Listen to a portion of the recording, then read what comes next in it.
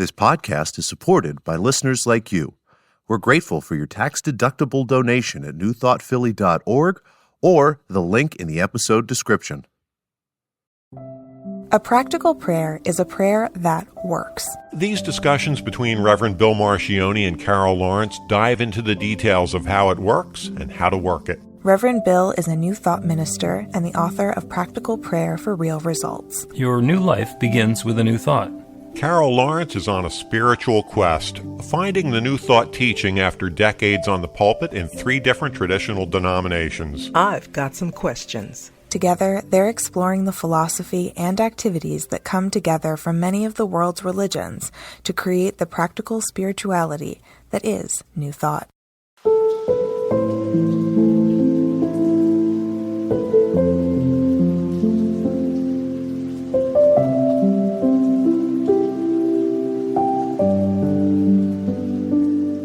Welcome to the Practical Prayer Podcast. I'm Carol. You're with Reverend Dr. Bill Marcioni. How you doing?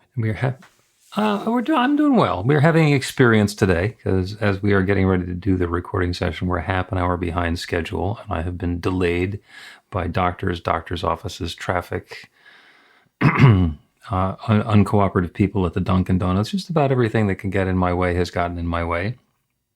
And you suggested that you had an observation about me metaphysically or spiritually to make about this, which I'm sure will land quite squarely upon me. So go for it.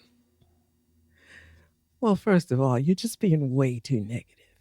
You know, like it's okay that you got all these feelings. The response is, I am not. You're being too negative. I am not, which of course is the classic. You are. You're being fussy and, but it's okay because that just means you're human. You have things you need to do, be on schedule, and all this other stuff is getting in the way. And so it reminded me of that book, Living Untethered. And it reminded me that Michael you had Singer. just taught that class. Mm-hmm. So you could talk about that if you like, but for me, the bigger piece of it is gratitude. Not for what you went through, but for knowing what it is and living untethered. Do you know, Yep. Does that make sense? I know exactly just, what you're talking about. Yeah. Yeah, and often for me, I'll have experiences that I am certainly not grateful for. I mean, people think because you're in this business of spirituality and understanding and feeling your way, and maybe like a paragraph more than somebody else knows, your life is wonderful. Life is life. And you can't always... It'd be nice if it were wonderful all the time. Yeah, but you know what makes it wonderful, no matter what it is, and I know this sounds crazy, and I do have to stop for a second and say now, okay, understand what you are saying is knowing how this fits in and works for you. Knowing the whole story, even then when you don't feel it, and it's really a negative feeling, I'm grateful for the feeling because I know that it's all going to unfold in my understanding. If not in the next 5 minutes, perhaps in the next 5 months. But you know what I mean? It's just being grateful for knowing. I was having some issues. And, you're very nice the way you put yours. I just say I was just flat out pissed. Mm-hmm. Yeah, I had some of that. And I thought, and I always ask these questions, like I have to have stuff in my pocket to reach for because thinking on the spot doesn't always work. And I'm like, what am I supposed to know from this? I know I'm supposed to grow from it. I know blah, blah, blah, blah. And then I end up thinking, I'm so happy to know that I'm going to get something out of this. And I'm going to level up. When I don't know, but it's going to happen because all things work together for my good. So I guess I was. And I got to admit that I was aware of the little. It wasn't really a battle. It was a difference of opinion going on in my consciousness, because there is often a delay at this doctor's office, and it was an 11 a.m. appointment. And there was the concern about having an 11 a.m. appointment that they're going to make me wait. And so I took some steps to prepare, and I told you that I might be late for the broadcast. And I made it a point to get there 40 minutes early so that they could get me in early, and to tell them that I was trying to do that. And doing the prayers in the waiting room. and the result of the prayer was more waiting. and I could feel that the prayer wasn't working in my consciousness. I was pushing against something that I really didn't have a strong belief in. The part that amazed me is how annoying everybody else was on my way back from the doctor's appointment. After I left, there's people making me wait getting out of the parking lot, and there's other people making left turns, and all the rest of it. It just continued going to the point where I found myself expressing, using my outdoor voice in the car. But it was apparent to me all the way along that I had doubt about having this come together in a timely fashion. But isn't that okay? I mean, like, it's no big freaking deal. Yeah, I didn't want that to be the case, but it was. I know, but listen, how you were talking about your doctor's appointment. I'm trying to think, have I ever had a doctor's appointment that went on time? I was late one time to an appointment, and the doctor had the audacity to say to me, next time, try to be on time. Even though I'm sitting there 45 minutes most of the time when I come, this is what you're saying to me? But that's just the way people do stuff. So what the heck? I mean, okay, so the other side of it is we're so small, I'll tell you what I was thinking. The Big Bang. I could not explain it the way you can. You can explain it in great detail to the point that I can see it and almost understand exactly what parts are happening. You could do all that. So for me, it's the big picture of the Big Bang that you explain. In perspective of that, this is no big thing. And one and listen, let me explain what I mean.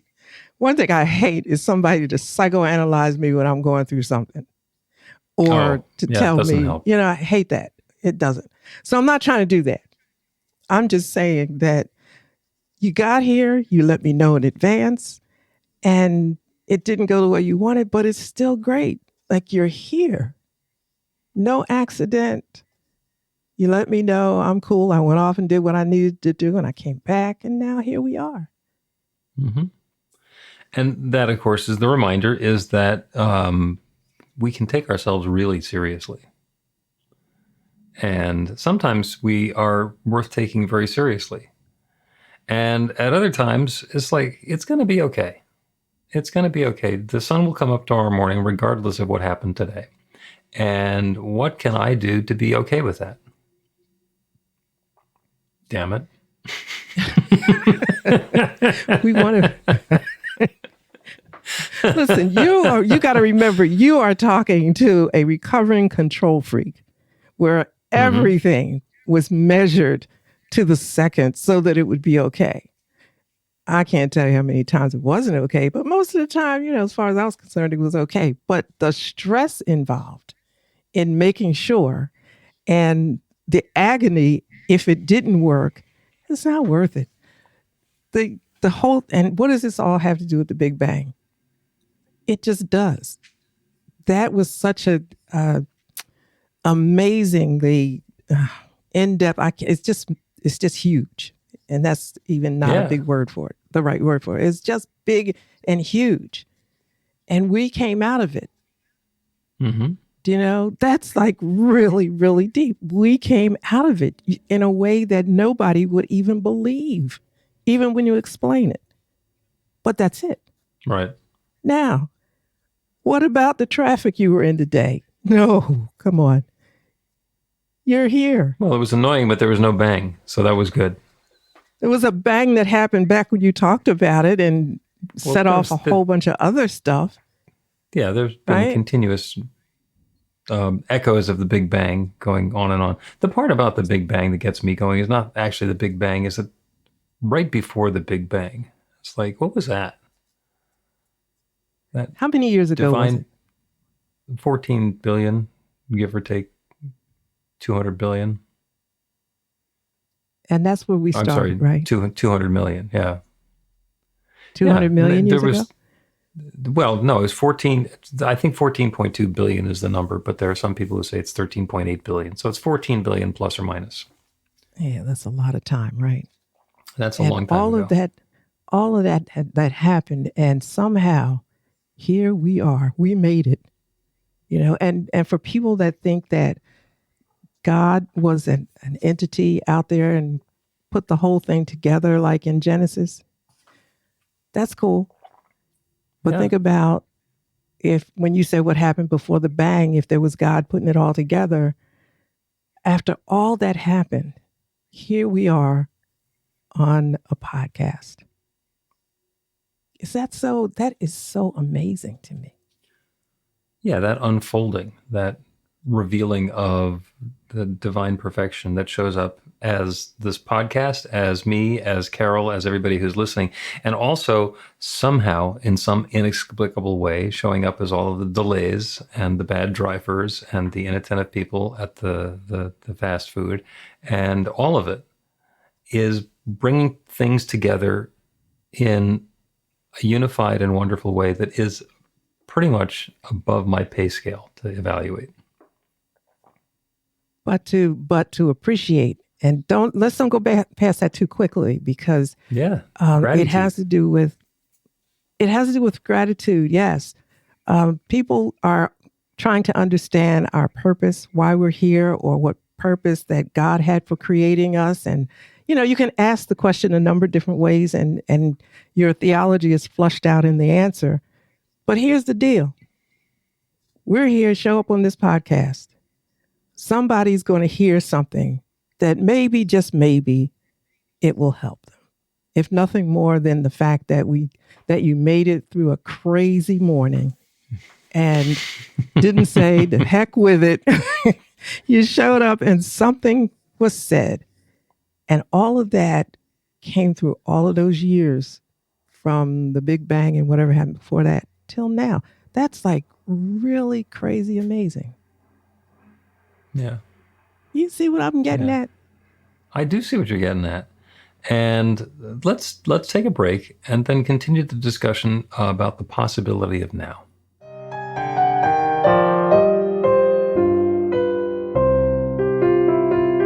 It's Reverend Bill letting you know that the Practical Prayer for Real Results class is now available on demand. That's right, you can take it at your own pace, anytime you want.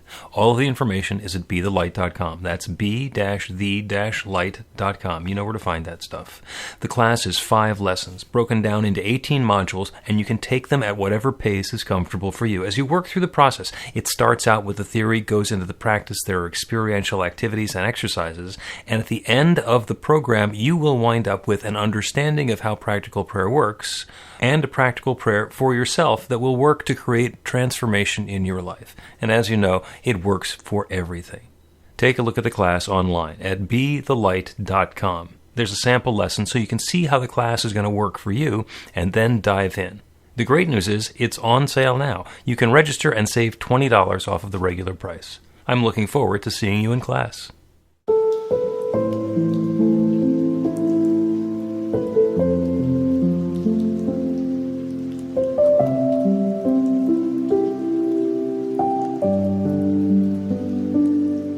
Welcome back to the Practical Prayer Podcast. I'm Carol, here with Reverend Dr. Bill Marcioni, who's doing You're having better. a conversation about, I'll be fine.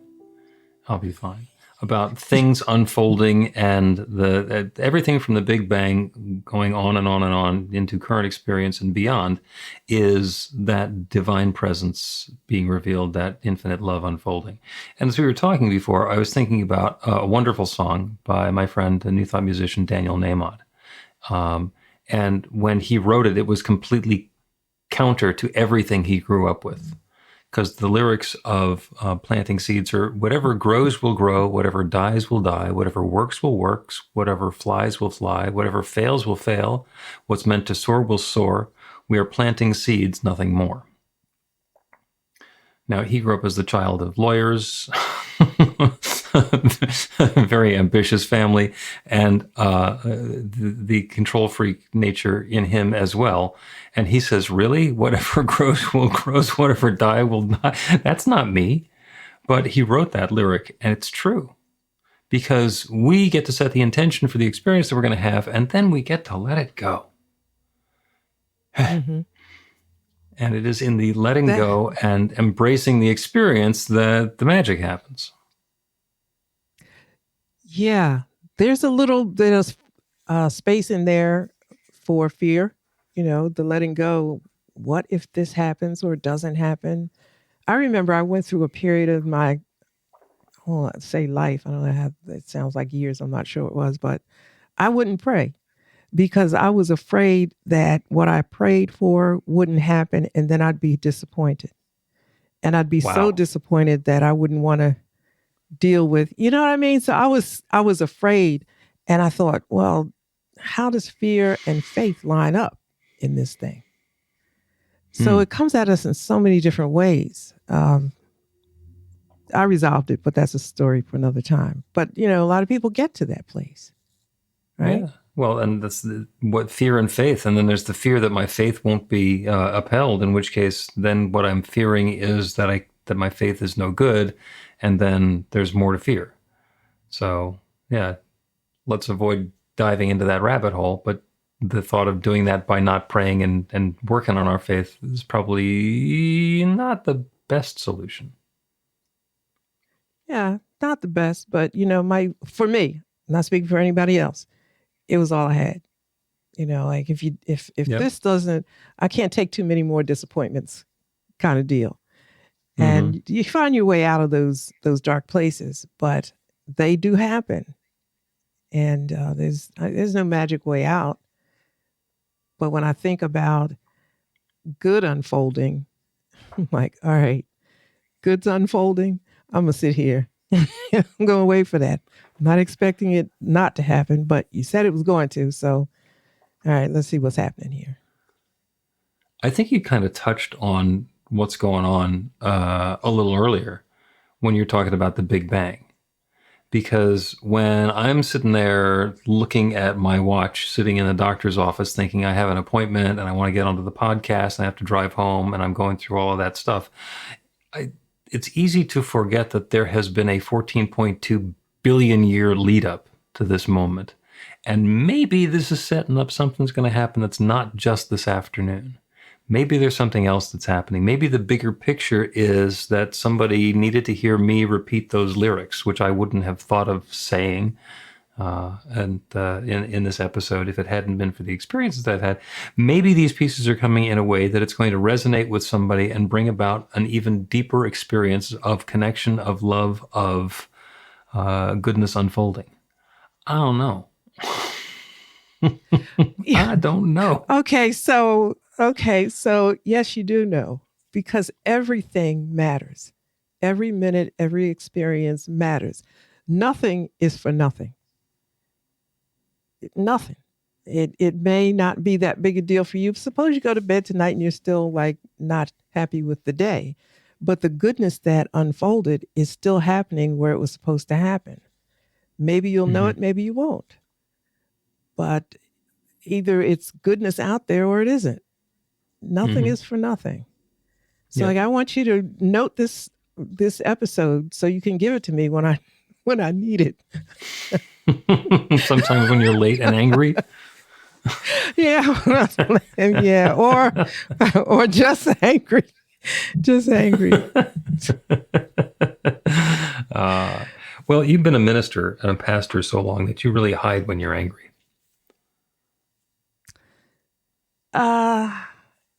Yeah.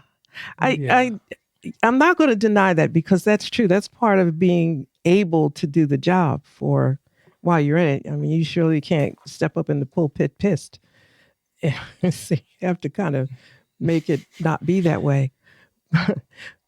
But I'm very fortunate. I'm extremely fortunate because I had a smooth transition from having to hide it to having to know what the truth of things are. Now, I have not arrived. I'm trying to tell you, I'm not. But at least it's I a process. know. It's definitely a process. Yeah, there's a truth that I know is there, and then I know to try to seek that truth. I look for it now, as opposed to, I get angry, but I don't hang out there at all long. Not at all, because it's I can't afford to. I I just can't afford to. Recovery time needs to be a little shorter now than it did before. And I just want to say for the folks who are listening on the podcast, this conversation about ministers not getting not getting angry or not showing their anger on the pulpit. That's not always the case. And I've seen the other end of the spectrum, which is where there's a pulpit minister who week after week is going through their own stuff on the platform and working through their own issues. And on the one hand, it is refreshingly clear that they're willing to do that. On the other hand, after a couple of weeks, it kind of gets tiresome for the people in the audience. It's like, I'm not your therapist. Go talk about this to somebody offline. So it's not that it never happens. And there are times when those personal experiences and stories from a minister are really important.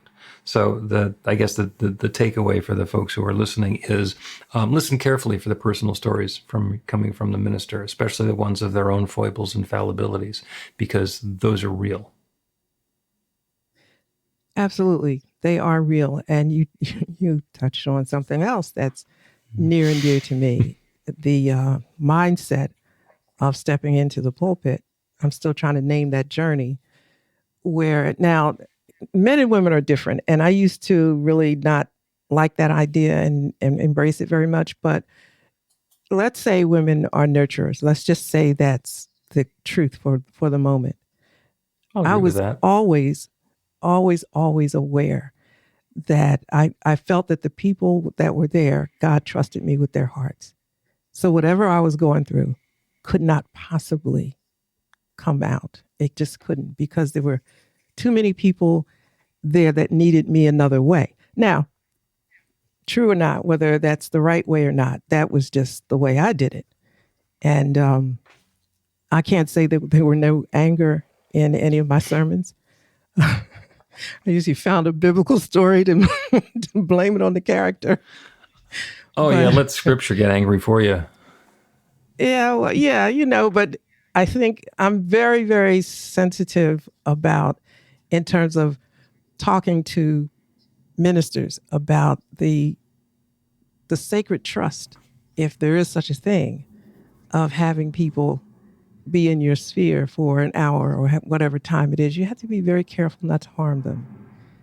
But that's, again, another story for another time. So I learned how to sweep stuff under the rug, and yeah, that's not too cool either. But there are other ways for it to come out than during that hour. Yeah.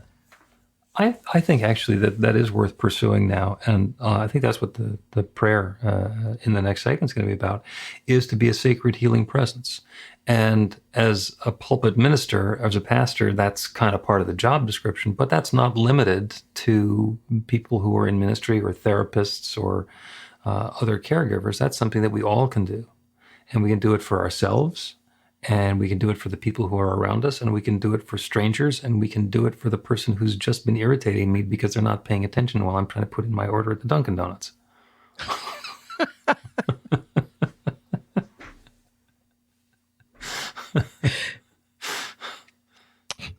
You know what? That gets you going, doesn't it? There's one quick story. I was trying to buy something at a store the other day. It was a watch. I really wanted it, and the person was just ignoring me. And I'm like, I'm hard to miss because I'm fairly tall for a female. And yeah, I'm not easy to miss. And she looked at me and she just wouldn't help me. And I refused to get angry. So I just took what I had and paid for that and walked out. And I thought, that really stunk. But, I saved a few bucks, or I could go back and get it. It's just the way it is. Just the way it is. And, Yep. I don't know what that means. I just refuse to get it. It's small, Yeah. You reminded me of the scene in the movie Pretty Woman, where Julia Roberts goes back into the store after having been snubbed by the people in the clothing store. She goes and drops by the next day with thousands and thousands of dollars worth of stuff that she bought next door. And she says to the salesperson, "You work on commission, don't you?" The woman says, "Well, yes, I do." She says, "Yeah, you refused to wait on me yesterday. Big mistake. Big mistake." And so we don't know. We don't know. And, in the midst of having that experience, it doesn't seem we're feeling powerless and victimized, and maybe there's something else that's coming along. Just maybe. There always is. There's always at least more than one thing going on. Your thing and what's happening with somebody else. Maybe she wasn't ignoring me. Maybe she was off somewhere else in her world, and it saves me a lot of stress if I look at it like that. Don Miguel Ruiz said, "Don't take anything personally." It's not that easy, though. But it's I try not to that remember easy. that. It's not that easy, especially when you've been put at the end of a very long line with people driving badly in front of you. Let's take another break, and then we're going to do. Honest to gosh, we need to pray for you. That's possibly what the prayer is going to be. The practical prayer is going to be on being a sacred healing presence, even for thine own self. So let's do that. Learn to put practical prayer to work in your life. The steps are simple to learn and let you begin to get real results to create the life of your dreams immediately. Reverend Bill Marcioni's widely acclaimed book, Practical Prayer for Real Results, gives you a clear summary of the New Thought principles behind practical prayer and the series of easy-to-understand steps found in the most effective prayers from religions and spiritual practices all over the world and throughout history. Practical prayer is not a replacement for your religion or practice. It's a technique to make the work you do in consciousness even more effective. The book includes 40 prayers on various topics that you can adapt as needed and use as your own. Practical Prayer for Real Results is available in paperback, Kindle, and audiobook on Amazon or at b-the-light.com. That's b-the-light.com.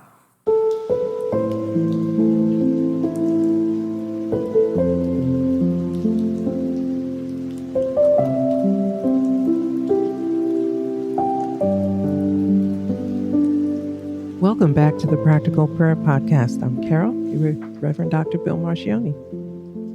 We've been having a wonderful conversation as I've been trying to get myself under control, having dealt with unexpected delays and annoyances this week, which is something that it would be lovely to blame on the universe around me and the circumstances and the situation, except when we remind ourselves that there's only one power and presence. So whatever I am seeing is also what I am being, and the reason that it's there might not be just to annoy me. Perhaps there's a gift in it, and we'll see. I say yes, there is. Expect it. I say there's a gift. Yes. And so that's the prayer that we're going to do today. We're going to do a prayer on being a sacred healing presence. And that can be true when we're being present with somebody else who's going through stuff. We can be a sacred healing presence. And that can happen when we're dealing with people who are having a wonderful, joyous, fun-filled afternoon. We can still be a sacred healing presence to bring more of that experience of love, of connection, of delight, of joy, of uplift into our lives and to the lives of all the people who are around us. And we can be a sacred healing presence to ourselves. When we're getting into that cycle or that experience where things aren't going right, I'm not being taken care of the way that I want to, the experience that I'm having is not the same experience that I want to be having.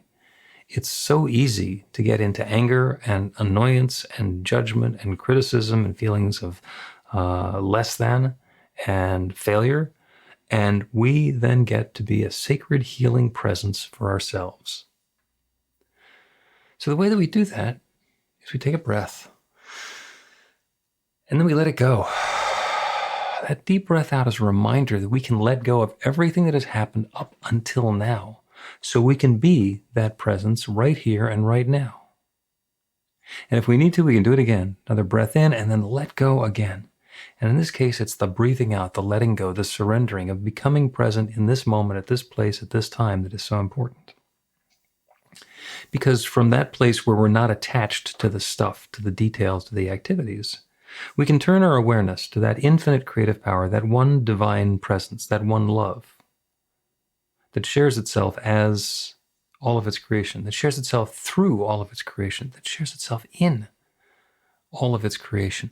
Everything, everywhere, is God's love expressed in a unique and specific and particular way. That everything includes everyone within the sound of my voice, each of us, an individualized expression of that divine love. And that love has been unfolding since the very beginning of time, since the Big Bang, since the infinite said, let there be. And that creative law started responding. Everything has been coming into experience, into expression, into form since that very moment of creation. And it continues to do so. And each of us is a unique expression of that divine creation. An individual and distinct set of skills, abilities, talents, perspectives, possibilities, unfolding as and through and in us. So with that awareness, it is even more apparent that we are sacred. We are that sacred presence, unfolding in a way that is us. And by maintaining the awareness of that sacred presence that we are, we invite in the truth. The awareness of the truth that love is unfolding in this circumstance right now. So even if it doesn't seem like something that I would describe as good, even if it doesn't seem like something that we'd be happy about, there is an opportunity for love to be unfolding. There is the opportunity for healing, the revealing of the truth of that love to unfold. So that's what I claim right now for each one who is listening to this prayer, that each of us is a sacred healing presence, opening a channel through which love and harmony, uplift and goodness, vitality and well-being, prosperity and enoughness, love and rich relationship, creativity, divine goodness, and an even deeper awareness of the spiritual truth. It's the center and circumference of everything we are. That is unfolding now for and through and as each of us.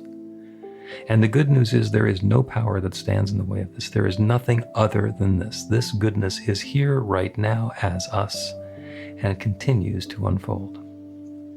We are, individually and collectively, that sacred healing presence.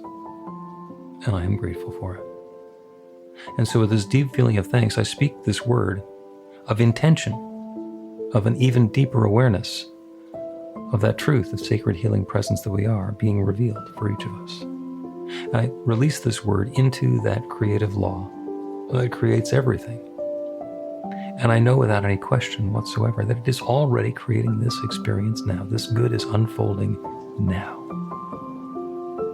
And so with gratitude, I speak this word, I let it go, and I know it's so. And so it is.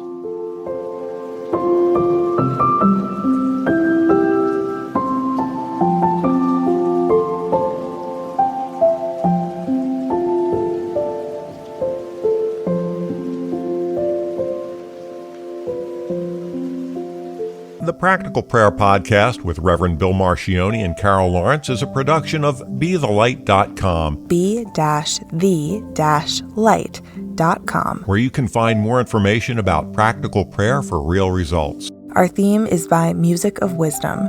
You can learn about the spiritual community of New Thought Philadelphia with daily guided meditations, Weekly celebrations of spirit, and Reverend Bill's classes in practical spirituality at newthoughtphilly.org.